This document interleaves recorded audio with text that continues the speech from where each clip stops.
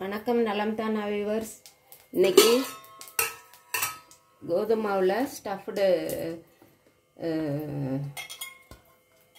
இது என்ன ஒரு ஆவியில் வேக வச்சு ஸ்டஃப் பண்ணி ஆவியில் வேக வச்சு நம்ம எடுத்து சாப்பிட போகிறோம். இது மோமோஸ் மாதிரி, ஆனால் இது வந்து ஃப்ளாட்டாக செஞ்சு சாப்பிட்றது. இது அடுப்பில் எண்ணெய் ஊற்றி கொஞ்சம் சோம்பு போட்டாச்சு. சோம்பு போட்டு வெடிச்சதுக்கப்புறம் இஞ்சி பூண்டு ஒரு பச்சை மிளகாய் கீரி போட்டிருக்கிறோம். இது ஸ்டஃப் பண்ணுறதுக்காக இதை செய்கிறோம். இது இஞ்சி பூண்டு வதங்கினதுக்கப்புறம் சும்மா நான் கொஞ்சம் முந்திரி பருப்பு பொடியை நறுக்கி போட்டிருக்கேன். வாயில் கடிக்கு படுறப்ப நல்லா இருக்குங்கிறதுக்காக. வேணும்னா போட்டுக்கலாம், வேணாட்டி விட்டுடலாம். இது அப்புறம் இது பெரிய வெங்காயம் நம்ம அளவுக்கு தகுந்தாப்புல நல்லா கொஞ்சம் நீட்டாக சைஸாக கட் பண்ணி நல்லா உதுத்து விட்டுக்கிட்டு இதை நல்லா வதக்கி விட்டுருணும்.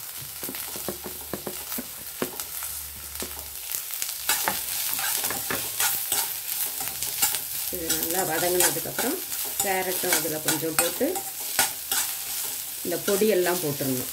மிளகாய் பொடி, கொத்தமல்லி பொடி, கரம் மசாலா, மஞ்சள் பொடி இதெல்லாம் போட்டு வதக்கணும். உப்பு கொஞ்சம் போட்டுருங்க.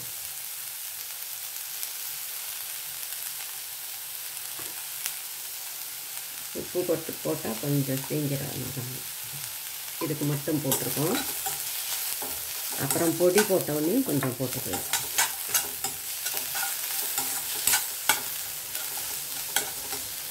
இது எப்பொழுதும் போல் சப்பாத்திக்கு கெட்டியமாக பிசைஞ்சு வைப்போம் இல்லையா, அது மாதிரி கொஞ்சமாக உப்பு போட்டு பிசைஞ்சு எடுத்து வச்சுக்கிட்டு அளவு கூட பூரிக்கு எடுக்கிற அளவுக்கு மாவு அதை விட கொஞ்சம் கம்மியாக கூட எடுத்துக்கலாம். சப்பாத்திக்கு எடுக்கிறத விட ஆனால் கொஞ்சம் கம்மியாக எடுத்துக்கணும். அதை உள்ளங்கையில் தேய்ச்சி இந்த வதக்கி வச்சுருக்கிறத உள்ளே ஸ்டவ் பண்ணி ஆவியில் வேக வச்சு எடுத்துக்கணும். ஆவியில் வேக வச்சு எடுத்துட்டு அப்படியேவும் சாப்பிட்டுக்கலாம். நம்ம சாஸ் தொட்டு செல்லனா கார சட்னி தொட்டு.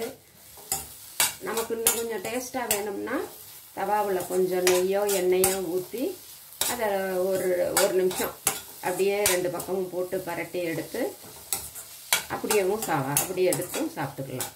பிள்ளைங்களுக்கு அது மாதிரி எடுத்து கொடுத்து சாப்பிட்டா எண்ணெயில் ஃப்ரை பண்ணினா தவாவில் போட்டு தோசை சுடுறாப்புல சுட்டு எடுத்து சாப்பிட்டாலும் நல்லாயிருக்கும்.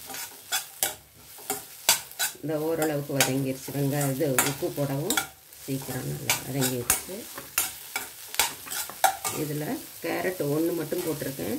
குடமிளகாய் இருந்தால் கூட போட்டிருக்கலாம். நமக்கு வேணும்னா இன்னொரு கேரட் கூட போட்டுக்கலாம். இதில் மிளகாய் பொடி, கரம் மசாலா, கொத்தமல்லி பொடி, மஞ்சள்தூள் இது மட்டும். கடைசியில் இது கொத்தமல்லி கூட தலை இருந்ததுன்னா எடுத்து போட்டு கட் பண்ணி போட்டுக்கலாம். இந்த வாசம் போகிற வரையிலும் ஒரு நிமிஷம் மூடி வச்சு இந்த பச்சை மிளகாய் வாசமெல்லாம் இருக்கும் இல்லையா, பச்சை மிளகாய்னா வர மிளகாய் பொடி வாசமெல்லாம் போகிறதுக்காக சும்மா ஒரு நிமிஷம் மூடி வச்சுட்டு நடுப்புற கிண்டி விட்டு வைக்கணும்.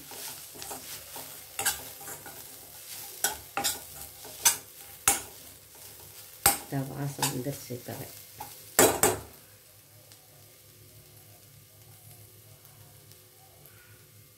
ஒரு நிமிஷம் மட்டும் மூடி வச்சுட்டு அப்புறம் தலை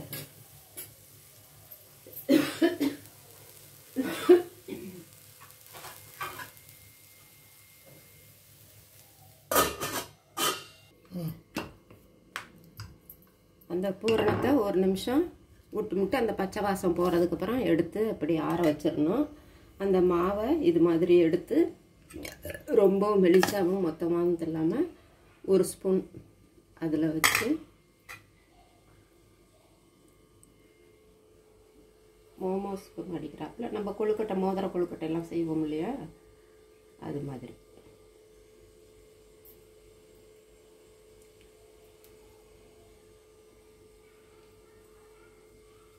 இப்படி சென்டரில் அழுத்தி விட்டோம்னா எல்லா பக்கமும் ஸ்ப்ரெட் ஆயிரும்.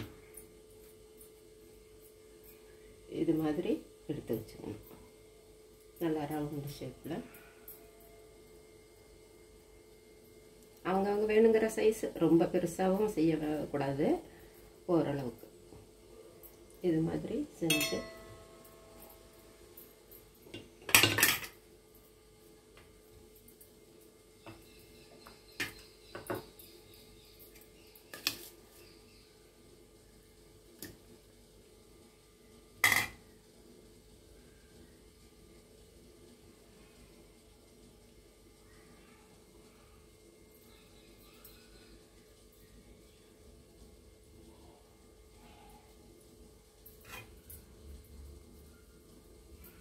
இப்படி சென்டரில் அழுத்தினோம்னா தான் ஓரத்தில் போகும்.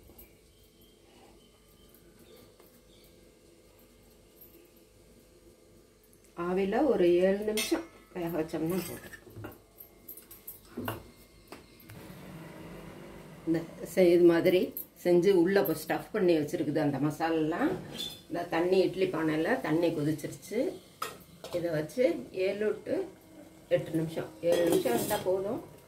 அவங்களுக்கு எடுத்து பார்த்தோம்னாவே ஒரு ஷைனிங்காக இருக்கும். இந்த மாவு கலர் மாதிரி ஷைனிங்காக இருக்கும். அப்புறம் காமிக்கிறேன்.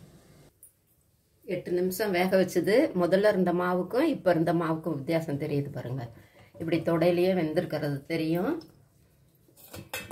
இதை எடுத்து வேற ஒரு பிளேட்டில் மாற்றிட்டு ஆற வச்சிடலாம்.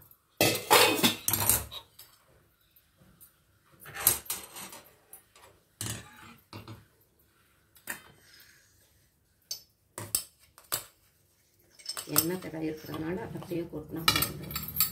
ஸ்பூனில் எடுக்கலாமா? கொரடு இட்லி ஸ்பூன்.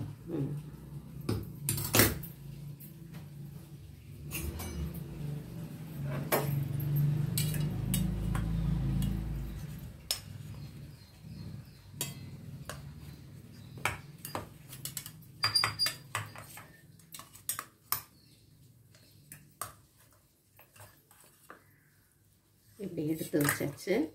இப்போ தவாவில் நெய்யோ எண்ணெயோ அவங்கவுங்க இஷ்டம். இது கோதுமைக்கு நெய் ஊற்றினா நல்லாயிருக்கும். நெய்யோ எண்ணெயும் கலந்து கூட தவானா ஃப்ளாட் தவாவில் போட்டால் கூட ஒரு 4-5 போட்டு ஒரே சமயத்தில் எடுத்துடலாம். நான் தோசை கல்லில் போட்டிருக்கேன். தவான்னா ஃப்ளாட்டாக இருக்கும்.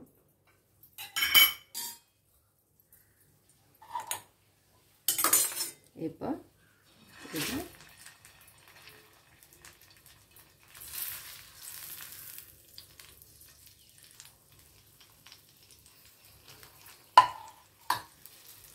இது அப்படியே சும்மா கூட இதில் சாஸ் தொட்டு சாப்பிட்லாம். இந்த கார சட்னி எல்லாம் செய்வோம் இல்லையா, அதில் கூட தொட்டு சாப்பிட்லாம். பிள்ளைங்களுக்கு கொஞ்சம் கிறிஸ்பியாக இருந்தால் இந்த எண்ணெயில் போட்டு பறிச்சதுன்னா பிடிக்கும். அதுக்காக இது மாதிரி இதில் எடுத்து போட்டு கொஞ்சம்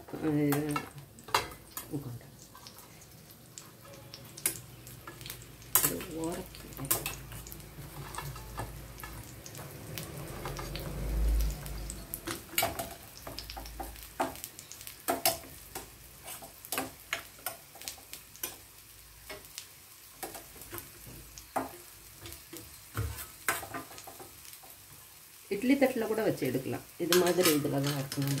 இட்லி தட்டில் ஒவ்வொரு தட்டுலேயும் வச்சு அந்த ஹோல்ஸ் இருக்கிற இடத்துலையும் ஒன்று வச்சுக்கலாம். 2-3 ஈடு கூட எடுத்து பொரிச்சு எடுத்து போட்டுக்கலாம்.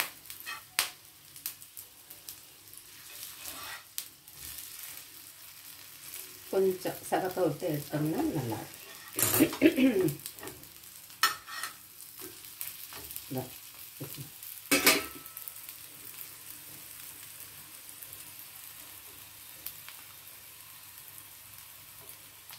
நீங்களும் இது மாதிரி செஞ்சு பாருங்கள். கொஞ்சம் வித்தியாசமாக இருக்கும். கோதுமை மாவில் பூரி, சப்பாத்தி, தோசை, மாவை கலந்து தோசை சுடுறதுக்கு இது கொஞ்சம் வித்தியாசமாக நல்லாயிருக்கும். பிள்ளைங்களும் விரும்பி சாப்பிடுவாங்க. உள்ள வெங்காயம் ஸ்டஃப் பண்ணியிருக்கோம். நம்ம வேணும்னா இன்றைக்கி கேரட்டு கலந்துருக்கேன், பட்டாணி, குடமிளகாய் இதெல்லாமும் கலந்து சாப்பிட்டோம்னா ரொம்ப செஞ்சு சாப்பிட்டோம்னா நல்லாயிருக்கும். நீங்களும் செஞ்சு பாருங்கள். நலம் தானா சேனலுக்கு சப்ஸ்கிரைப் பண்ணுங்கள், பெல் பட்டனை ப்ரெஸ் பண்ணுங்கள். வேறு ஒரு வீடியோவில் அப்புறம் பார்க்கலாம். தேங்க்யூ.